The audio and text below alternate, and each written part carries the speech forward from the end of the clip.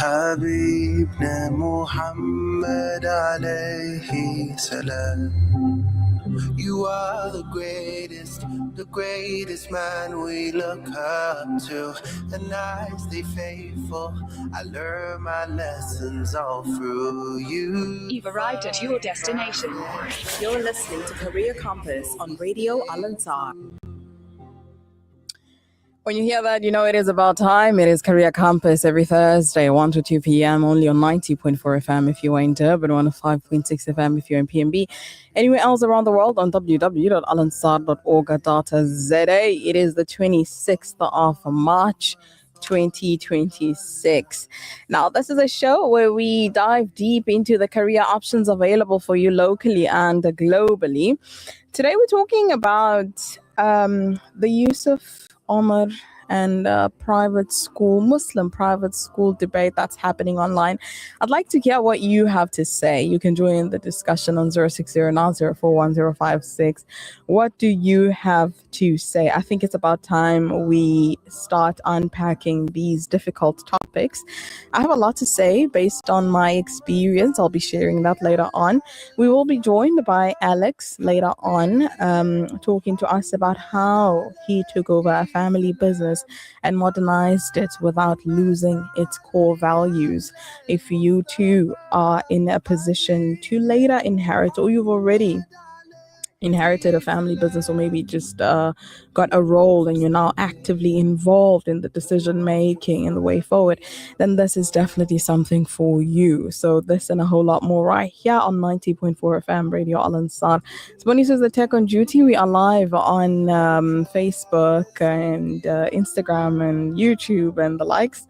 So do find us there, Al-Ansar page, and you'll be able to find us.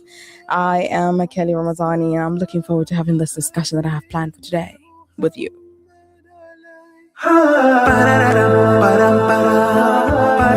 WhatsApp us now on 060-904-1056. Woke up with the light, a sky so blue upon my eyes, with a thankful heart. Today is another brand new start. I feel so positive, just wanna do my best and show this world I'm living in all of the love that I can give you. There are many things that I can do, many things, yeah, can make me feel so close to you. Oh, within my heart can be removed. Within my heart when I'm loving you. Yeah. Oh, every day's a good day. I put my life in your hands, Allah. You will always lead my way. Oh, every day's a good day. I give my life to you, Allah. You will always lead my way. Oh,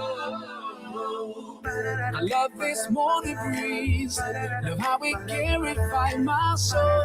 I'm so glad to be surrounded by the people I know, filled with happiness. Just wanna give my all and be all that I can be. Share all my love and energy, yeah. How many things that I can do, many things, yeah, can make me feel so close to you. Oh, within my heart can be removed. Within my heart when I'm loving you. Yeah. You're listening to Career Compass on Radio Al-Ansar. Every single day is a good day, and today is, of course, a beautiful day. Your 90.4 FM Radio Al-Ansar. It is Career Compass with Kely Ramazani every Thursday. Today we're talking about a soft skill that is quite rare. We all know that we're coming back from Ramadan and we're trying to find our routines again.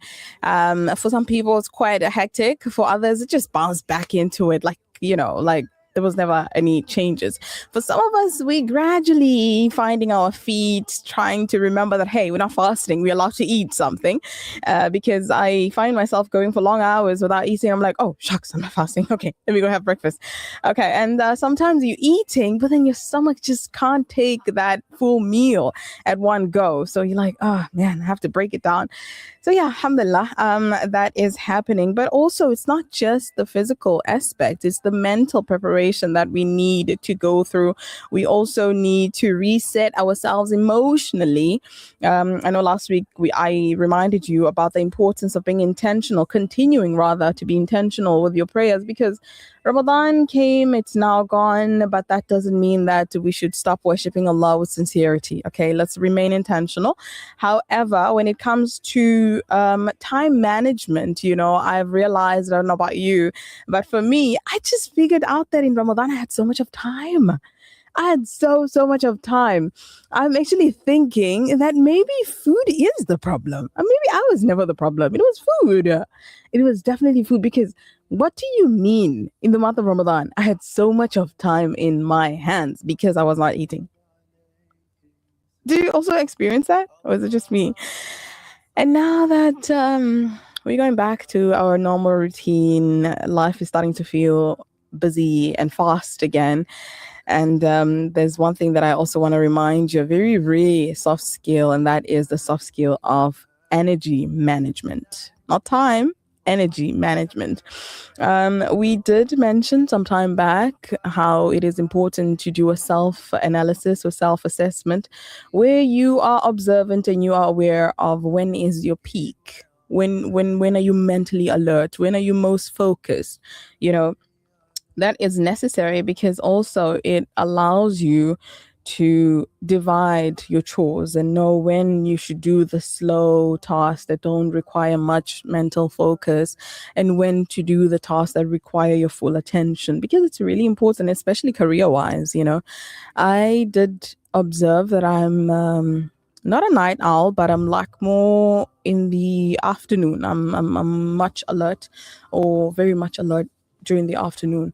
So that's when I do my hardest tasks. I also write a journal a lot in the night. So mentally, yeah, I can debate, I can write a book in the evening. But my mornings are always slow. My mornings are very gradual. So all my tasks that don't require much are always done in the morning. That's a me thing. I don't know about you. It might be the opposite. So what we're going to talk about today is the soft skill that is required in order for you to avoid, or rather not experience, burnouts, and that is energy management. It's very important, especially in the workplace, for you to know how to manage your energy. Not everything requires a response, bestie. Don't get involved in the drama. There's always drama everywhere, but you have to reserve your energy for the important task. Because one thing I noticed about the brain, which is so fascinating, is that if you are reactive and responsive to reactive to everything, you will miss the most important thing because you won't have the energy for that. So you need to reserve your energy. You need to learn to pick your battles. And you also need to learn when to be involved mentally, emotionally, spiritually. Okay, so that is one thing we will bring to your attention: energy management, because we all have the same 24 hours. All of us have the same 24 hours, but we experience it differently. So what's the first thing that you're going to do with energy management? Again, the self-assessment. You're going to study yourself and get to find out, when are you mentally focused? When are you at your peak? Okay, during the day. You don't have to focus on the time. I know people are so fixated on time. It's like, I have to do it now. I have to do it now. Sometimes your body, and especially if you're a woman, your hormones play a very big role on your productivity. Yeah, nah, very important. Yeah, so you need to know which days you are most productive, and some days you just allow your body to rest, especially during your monthly phase. You know what I'm talking about. So during that period, it can be very hard to be productive at your most or at your peak, because the brain, the body, it needs rest. And that time you might experience brain fog, fatigue, and so forth. It's normal. It's okay. It's okay. Don't be hard on yourself.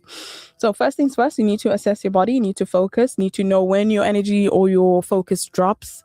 What time of the day is it? And then you need to reset and start disciplining yourself with little chores, little challenges every day.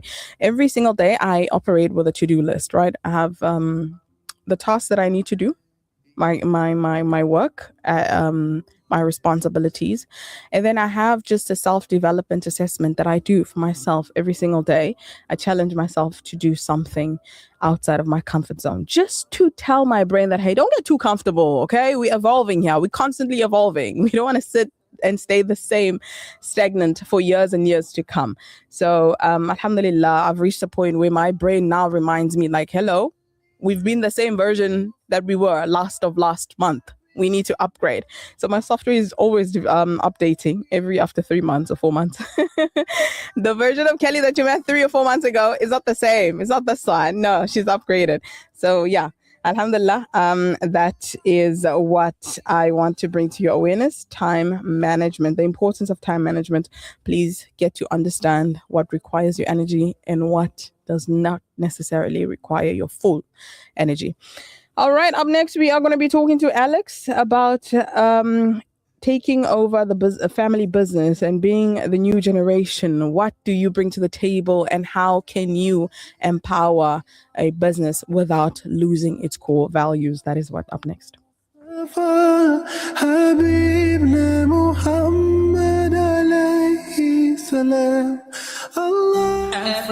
For too many communities across Africa and the world, access to clean water remains a dream. At Africa Muslims Agency, we dig deep, reaching into the heart of the earth to fill the cups of those in need. Sponsor a water well for 16,500 Rand, or a borehole in Afghanistan for 55,000 Rand, or Africa for 65,000 Rand, or any amount. With water comes food, health, education, and growth. An ongoing reward with Africa Muslims Agency. Hungry for a deal that hits the spot? Get the top duo deal. 2 large margarita pizzas plus 1 topping each for $1.99. Or go big or go home with the Bellissima duo deal. 2 large Bellissima pizzas for $2.69. Pure flavor perfection. And that's not all. The snack box combos are here. Your pizza boy's favorite pack to the ultimate munch box. Don't forget our daily lunch specials. Delicious, quick, and wallet friendly. Only at Pizza Boys. Taste that hits different. Pizza Boys, bring your va-va boom to your slice of life. Find your nearest Pizza Boys near you. Pizza Boys, we don't cut corners. It's time to save big. Don't miss out on Telkom's biggest sale of the year. Get unbeatable prices and incredible savings on smartphones, data, and more. Hurry! The Blue Bargain Sale is for a limited time. Call 10213, click telkom.co.za, download the My Telkom app, or visit any Telkom shop at the Atrium Mall, Delta Towers, or Galleria Mall. Save the date. Hajj Seminar 2026 is back. Saturday, 11th April, 8 a.m. to 1:30 p.m. at 207 West Road in Overport. Proudly brought to you by the Al Ansar Foundation and the Capital Group of Companies. Radio Al Ansar. Career Compass with Kely Ramazani.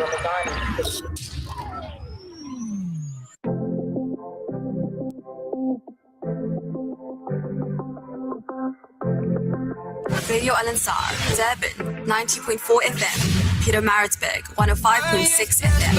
Quickly left all my dreams in the backseat. We used to dream with paper planes, wrapped in a cape, planning our escape. Scars on my skin, learn from my mistakes. Tears in my eyes, wiped up from my face. The sun disappears till I hear my name. 'Cause mama calling now, I'm an hour late. The older I get, the harder I fall.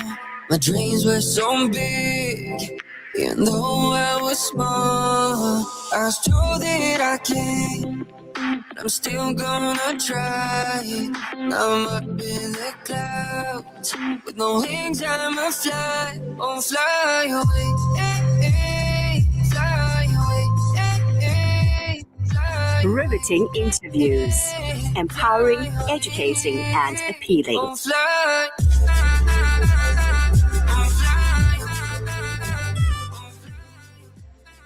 It is 28 minutes past 1 o'clock, a beautiful Thursday, the 26th of March. Fly Away by Sid. If you wish to fly away, we'll do so. Use your free will, but please don't do it now.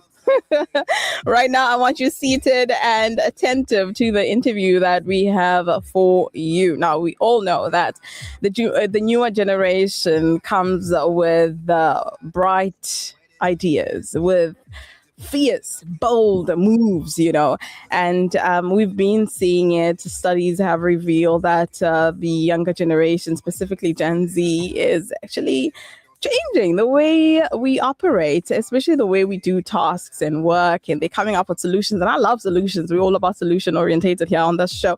I am joined by Alex, and he will talk to us about how he has been involved in the family business, but has modernized it, and of course, what has come with that change.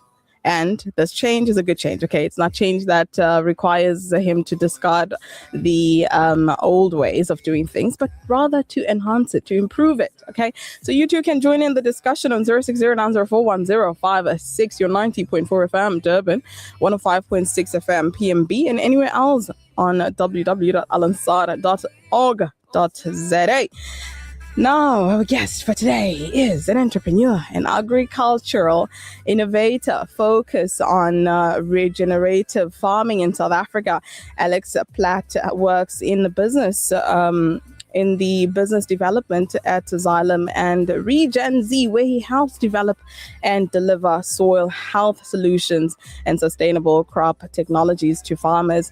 Alex is passionate about improving soil health and supporting smallholder farmers and building more resilient food systems through regenerative agriculture and practical innovation on farms. There you have it. You already know we're talking to somebody who is smart, talented, but also very driven, very passionate about community and sustainability. Alex, how are you doing? A pleasure having you on the show. Hello, Kelly. Thank you for that very flattering introduction. I wouldn't agree with all of them, the smart and talented bit, but thank you for having me on the show.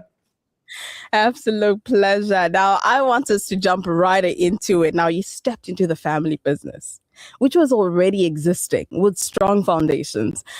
What was it like taking over? Did you step in and say, okay, hold on, guys, we're changing everything, remove this furniture, remove that, bring up the policies, let's do away with the old ones, let's bring in the new ones? How did you do it? And of course, there are expectations. How did you exceed this? Talk to us about that.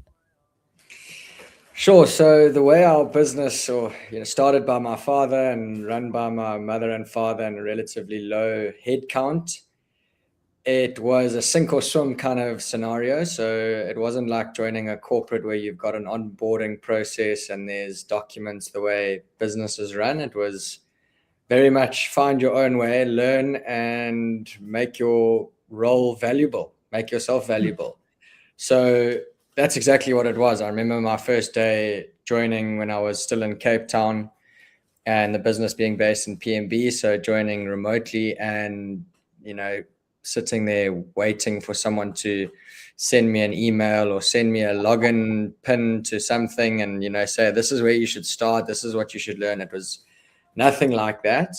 And not coming from a agricultural background, it literally was find your own way, learn about the business, learn about the industry. I had to completely reinvent myself almost and understand the business first and then understand the industry. So it was a huge learning curve. I was thinking about it the other day, the gap over the last 5 years that I've had to make up, just simply understanding how the biostimulants and the liquid fertilizers that we make, what they do, how to talk about them.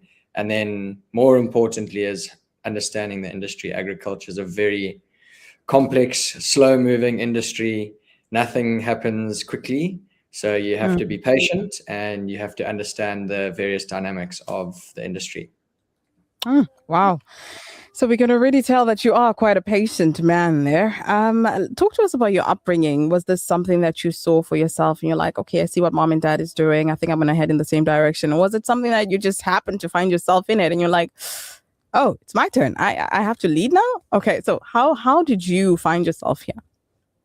I certainly had no idea I would join the business. I actually couldn't give you a straight answer if you had asked me what my dad did when I was 14.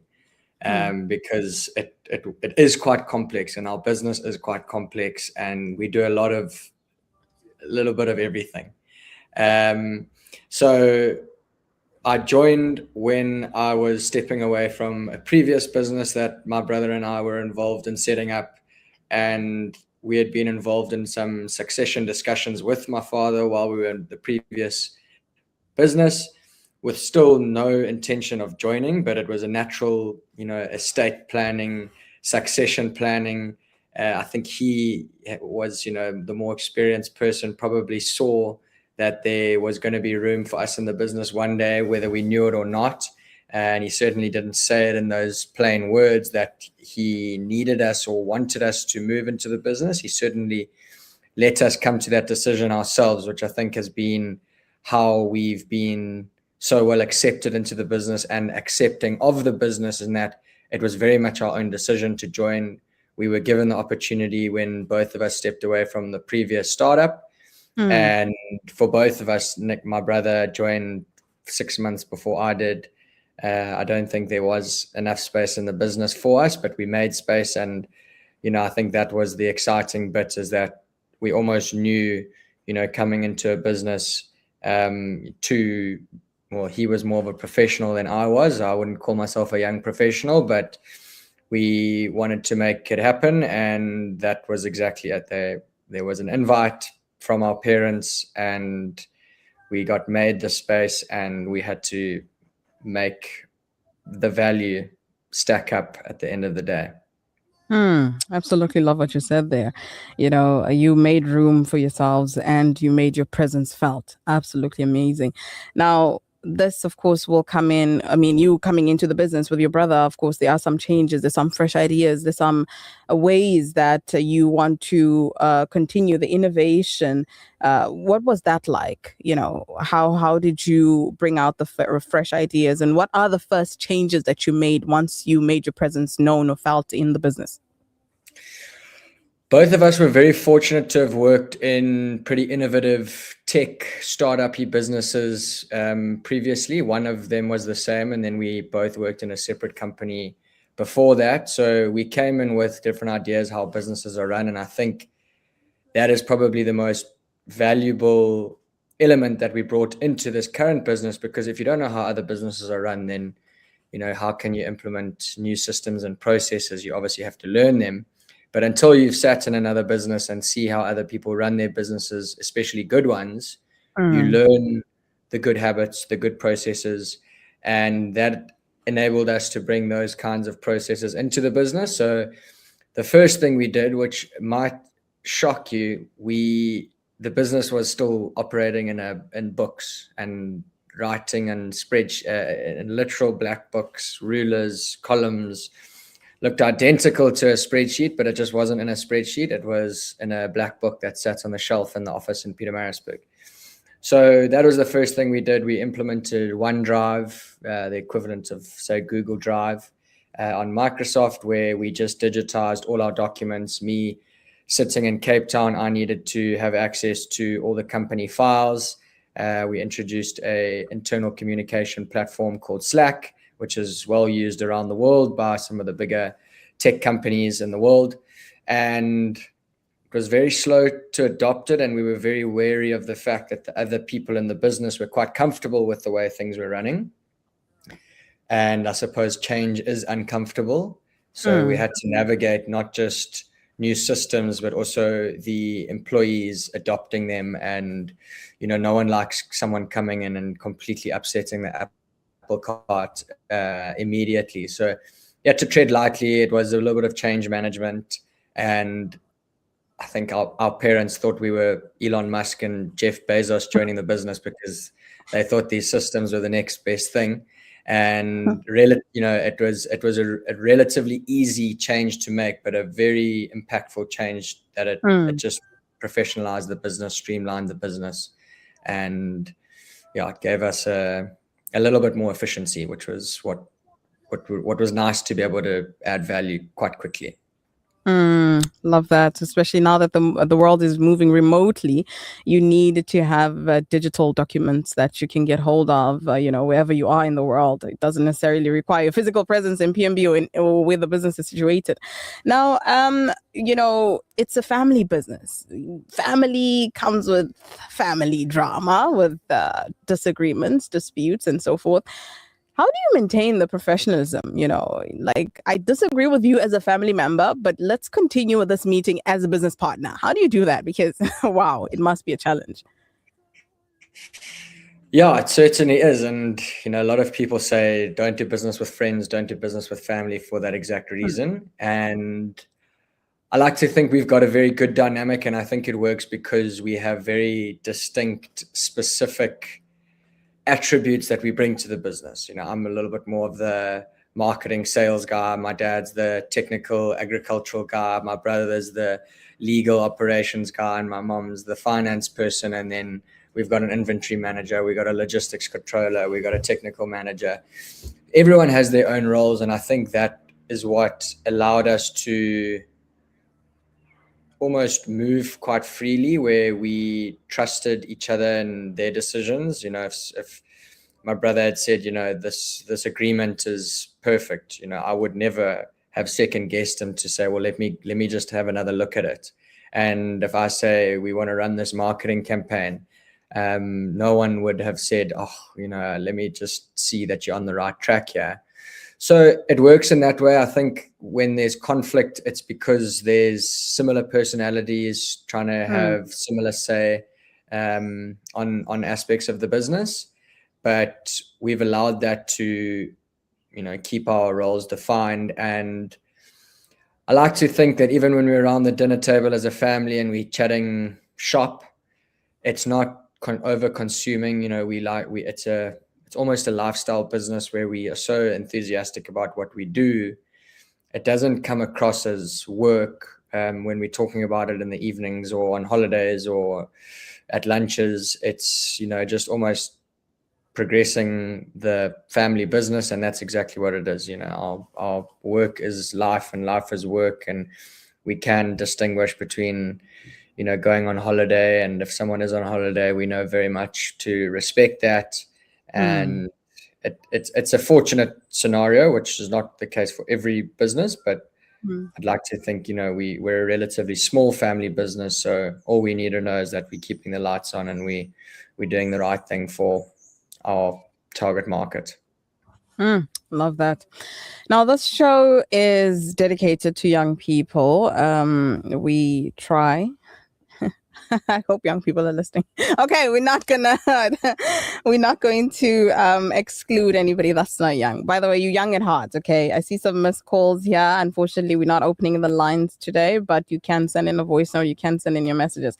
Now, Alex, like I said, this show is for young people. For any young person listening right now, based on your experience, so what would you tell them are the necessary skills that they need to prioritize? It's probably a cliche in this day and age, but AI, and maybe more importantly, is how to make AI fit into your process. So we've encouraged everyone in the business to adopt AI. I don't think that there's any role, or unless you're a physical laborer, I really think that any business that is operated on a computer, there is something that AI can do to make your role more efficient. So it's not about AI replacing your role. It's about how much more efficient you can be with AI. So I would say understand how AI can turn your skill set and certain processes into being able to completely maximize your efficiency in a day. So, I mean, you talk about marketing, you talk about accounting, you talk about legal, there's so many different AI processes and tools that you can implement, and they might cost you $20 a month or $100 a month, but that's relatively small cost can lead to freeing up 20 hours a month. And that 20 hours can then be spent on, doing something else, whether it's doing nothing and going to the beach, or whether it's bringing in more business. So AI and just understanding how AI can optimize your business and role.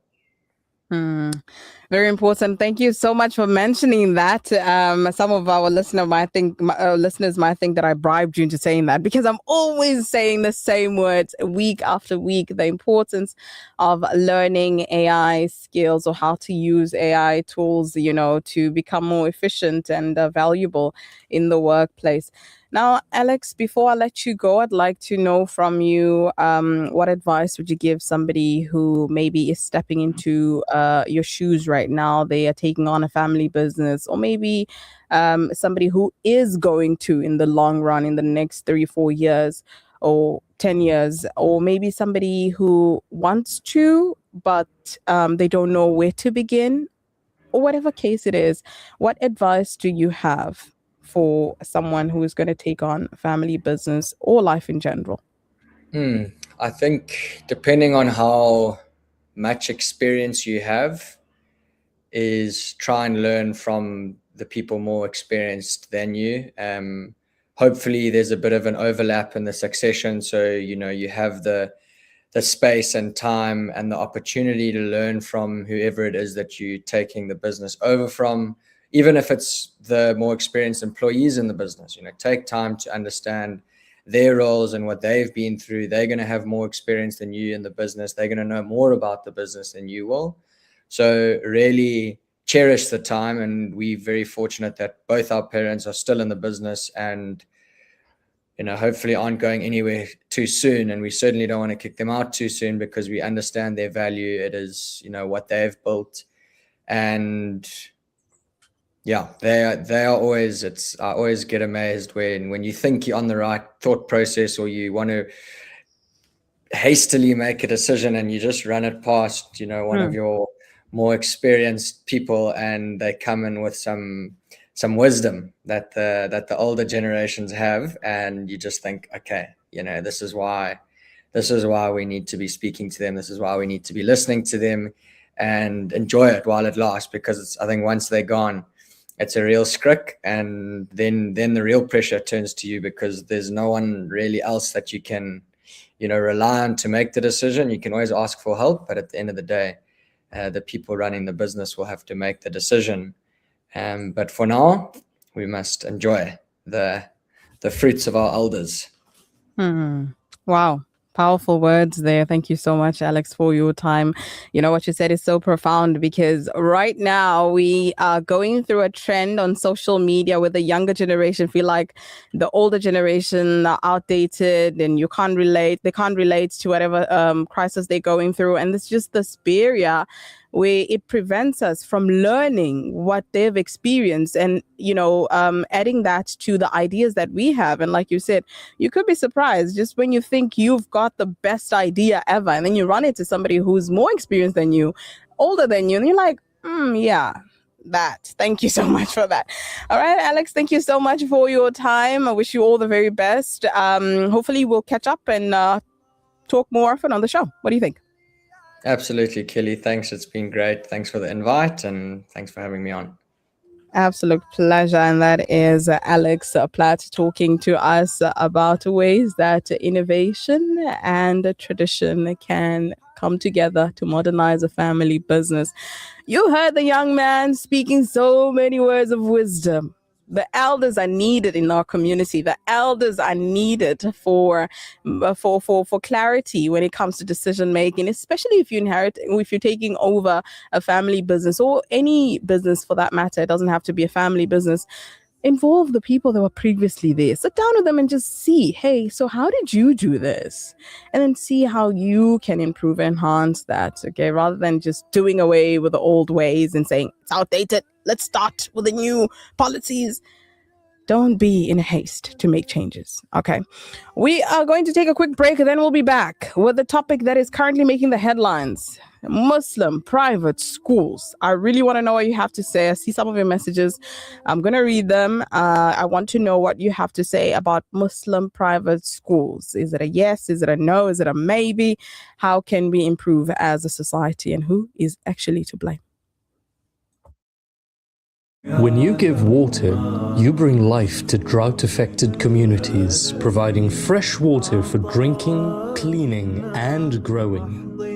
Your support helps Islamic Relief implement water, sanitation, and hygiene projects, providing clean water to communities around the world. Donate now to Islamic Relief.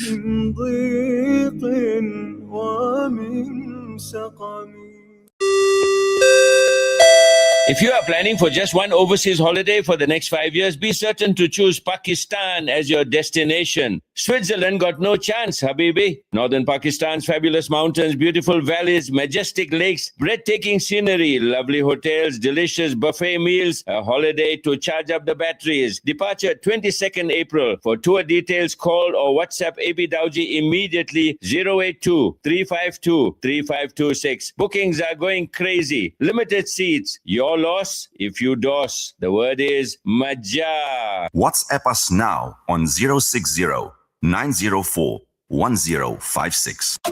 It's time to save big. Don't miss out on Telkom's biggest sale of the year.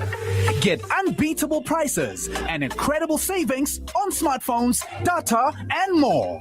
Hurry! The Blue Bargain Sale is for a limited time. Call 10213, click telkom.co.za, download the My Telkom app, or visit any Telkom shop at the Atrium Mall, Delta Towers, or Galleria Mall. At Radio Al Ansar, we value your feedback. If you have a broadcasting-related complaint, please send it in writing to the head of the Complaints Committee. Be sure to include your full name, contact details, a clear explanation of the complaint, and any supporting documents. You can email your complaint to feedback@alansar.org.za. That's feedback@alansar.org.za. Or visit our administrative office at 207 West Road, Overport, Durban. Your voice matters to us. The names and attributes of Allah subhanahu wa ta'ala is proudly brought to you by Turkiya, the Modest Boutique, 580 Ridge Road, Demure Couture for the discerning. Why do we love our day one so much?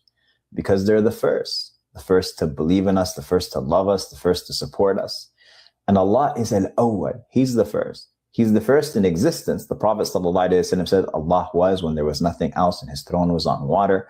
But he's also the first when it comes to us. He's the one who created us, and he's the one who selected for us and preceded us with every blessing that we've ever experienced. So he's the one who selected those amazing parents for you. And he's the one who maneuvered the hearts of your friends for them to have that deep connection that you have with them. Allah is the first. And so the way that we respond to it, awwal, is by trying to be the first when it comes to him. And so that's the first row of the prayer, and that's the first to submit. And Musa alayhi salam says a beautiful statement. He says, وَعَجِلْتُ إِلَيْكَ رَبِّي لِتَرْضَى. I hasten to you, my Lord, so that you are pleased. So it's not just that we first comment on videos, but that we be the first to worship Allah subhanahu wa ta'ala. The names and attributes of Allah subhanahu wa ta'ala is proudly brought to you by Turkiya, the Modest Boutique, 580 Ridge Road, Demure Couture for the discerning. Turkiya brings to you the Modest Boutique, where elegance meets style and exclusivity meets you. Come in and view our personally handpicked range of exceptional quality garments for every occasion, from timeless classics to the latest trends in a range of fabrics to suit your taste. Abayas, top coats, dresses, scarves, and accessories. Let us bring out the diva in you. We offer you a truly relaxing shopping experience, secure on-site parking, open 7 days a week. Follow us on Instagram at Turkiya_Dublin or call 083-786-1065. Turkiya, Demure Couture for the discerning, 580 Ridge Road. Call us now on 0861 904 904. It's time to save big. Don't miss out on Telkom's biggest sale of the year. Get unbeatable prices and incredible savings on smartphones, data, and more. Hurry! The Blue Bargain Sale is for a limited time. Call 10213, click telkom.co.za, download the My Telkom app, or visit any Telkom shop at the Atrium Mall, Delta Towers, or Galleria Mall. Radio Al Ansar, 24/7, 365.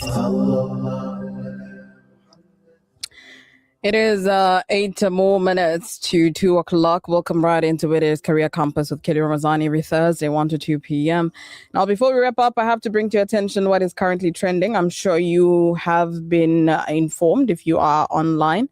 You might have come across a few posts that are circulating right now on social media where Yusuf Omar questioned whether some Muslim schools are actually prioritizing religious conformity over critical thinking. Now, this is quite a sensitive topic for many people, because producing academically smart students, or academically qualified rather students, and yet they are not socially or intellectually prepared for the big world, is a downfall, because there is so much more out there. The world is so bigger than Durban, than our social settings, than our circles, than our families and friends, and you have to be prepared. You have to be prepared for the world out there. And this is why we have a show like Career Compass. Now, his argument is, are Muslim schools protecting identity? Or are they limiting development? Now, if you have been to campus, if you've been to any of universities, you will see that it's so easy to spot some children or students that come from private Muslim schools. It's so easy. We call it the Muslim school syndrome. They stick to themselves. And yes, as much as they are focused on the academic qualifications, they have no social skills. And unless you know them from the previous school, or share a surname with them, or you are in the same social gatherings with them, only then do they open up to you. And this is very sad to witness. It's a very, very sad, because outside of Durban, outside of South Africa, what do you have to offer the world? You can't speak for yourself outside of, do you know who I am because of my surname? Now, I'm not here to point fingers. I'm not here to add fuel to the fire, but I want to share my experience, okay? I think we have been avoiding difficult topics for the longest of time in the Muslim communities. And I think this Yusuf Omar situation should actually be the beginning of us unpacking these difficult conversations, because these things exist within our communities. I want to share my perspective respectfully, but honestly, okay? I think it's not the schools. It doesn't start at schools. It starts from home. Okay? Children don't just wake up one day and randomly become entitled or disrespectful or, racist sometimes. These are behaviors that have been learned through repeated environments. These are behaviors that have been accepted and excused at home. And I'm sharing this because of the little child psychology that I've done and teaching methodology, and as my experience as an African woman in the Indian Muslim community. Yeah. It's really sad. Schools educate, but they don't shape character. This comes from home. So as parents, as society, as a community, we need to stop and think and say, hold on. These kids are actually echoing the conversation that take place at home. Yeah. These kids are echoing the conversations that take place at home. So how can we, as a society, improve? How can we become better? That is the conversations we should be having, not which school is worse than the other, which school is more disrespectful than the other. That's not the conversation, because the truth remains that these kids are very entitled. Not just entitled, but look down upon other kids. I've experienced it. I know people that have experienced it. So what are we going to do as a society? That's the question that I have for you. Think about it. And we'll unpack this with so many other shows. Now, I just want to quickly read your messages, because I see lots of messages coming in. And we got just a few more minutes to wrap up the show. Assalamu alaikum wa rahmatullahi wa barakatuh. Lovely topic. I say no to Muslim schools. The reason being, kids that attend these schools have no manners and respect. They feel they are superior to everyone else. I deal with kids that attend different schools, and I mean this: Muslim schools, government schools, Model C, and private schools, but they are different in every way. Exactly my point. Exactly my point. Another message, Assalamu alaikum wa rahmatullahi wa barakatuh. The incident opened a can of worms, and we hear stories about these so-called Islamic schools. I can personally attest that a couple of incidents that affected people, and I know regarding bullying students who are not part of the clique. There you go. And granting special treatment to students with particular surname. The surname thing is just beyond me. Like, I cannot fathom it. How are you given access to a circle or a setting or a job or a title or position just because of your surname? Not because you qualify, not because you have what it takes, but because of your surname. And I think this is when we should start talking about these things. We should really look into this. And maybe a serious topic of discussion that needs to happen. Absolutely. This is why we have platforms like this show and many other shows where we will be unpacking such topics. One more quickly. Assalamu alaikum, Sister Kely. Always a pleasure listening to you. Maf, what does Brother Yusuf Omar do? His qualification, etc. Thank you. He's a journalist, and he's got it on his bio. If you visit his Instagram page there, the kind of work that he does in the many organizations that he's involved in. I have a lot to say, but again, time is not on our side, so we're going to have to wrap up the show. But I think from next week, we should really be looking into this topic. I think in the next few days, coming many